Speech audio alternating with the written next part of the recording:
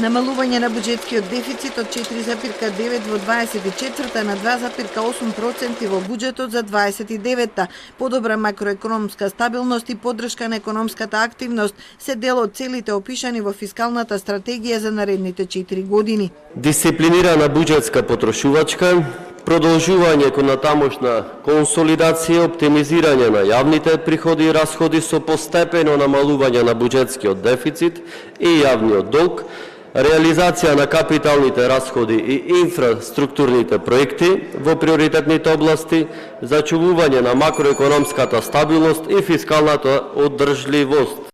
Проекциите во оваа стратегија се разликуваат од проекциите на Светска банка, ММФ, Народна банка, па и од националната стратегија, реагираше опозицијата.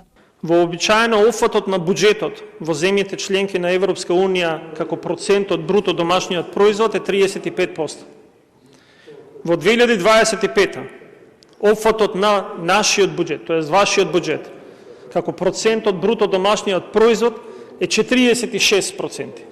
Во фискалната стратегија вие сте го предвиделе на 39% опфат.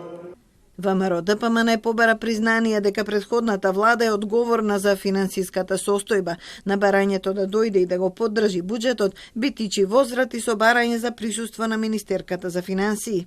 Ај кај што сте непознавач, па уште се дополнително безобразен и лажете на отворена сцена и само 3 работи ќе ви кажам зашто тоа што кажавте ништо не е точно.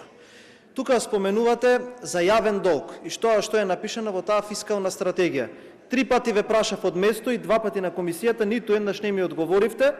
Зашто е таа консолидација на јавниот долг? Од кога се тие долгови земени? И што е направено со тие долгови? Излезете, кажете, вие бевте тој генијалецот кој што ни делеше нутриционистички совети да не сме јаделе чипси, затоа требало да биде поскап данокот. Со кој речник да ти одговорам? На министерот за внатрешни работи, Шием Тигаџура? Со тој речник или со друг?